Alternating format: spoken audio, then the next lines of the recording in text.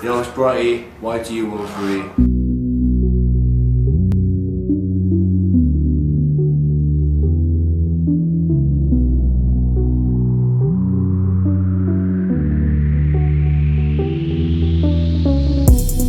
I've been doing this so long, I was 13 with my best mate in his nan's house. Pound that mic, Microsoft Word, writing a verse. It's mad I got fans now, don't get me wrong. See, back then it was just something to do, never planned out. Come 16, left school, no job, no money. I was dressed like a tramp and ran down, man down.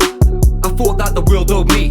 I was sleeping till 2 in the afternoon. I was literally living a dream. What do you mean? I have to work for the P? I have to bring home the cash to achieve? I need to work over 36 hours and give up my entire week? Then I met D. He brought me in and I started to write. If it wasn't for him, I doubt I'd be alive. That's a bold statement to make, but music is something to help me get by. I was living a lie, but these writtens were my way to escape hell that I sat in and fried. By the time I was actually making a wage, I probably wasted 8 years of my life.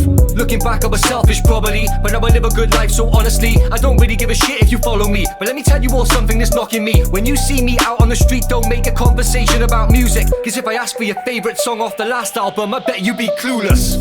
I've been living different to the way I used to live. So much has changed from the days when we used to play as kids. Remember when I was broke as fuck with no luck, I would give anything to be the way I am now when I was him. Fast forward a bit, I was in a 2-bed flat with a kid. Started to push every track that I did, but it's hard work when your ex is a bitch. I knew it was doomed, fed up of asking if you minded if I went to work on a tune. One rule for me, another for you. You were out every weekend, who would've knew? Who would've thought it back then? I'd be in my own home chasing a plaque. When I look back on my life and think of the time I was desperate to write these tracks then. In and out of work, I was broke, no cash. Job sent the life, I was known by the staff. Couldn't go out with the boys, I was that unemployed. No time for a joke and a laugh. Worked on my craft, probably worth it. It's like I planned all this shit on purpose. I've had about 4 gigs in the past 6 years, don't ask me why I get nervous. I'm only scratching the surface, wording my verses, cursing each person who needs serving. Working late nights is quite disturbing, I don't get sleep, I'm up rehearsing. I've been living different to the way I used to live.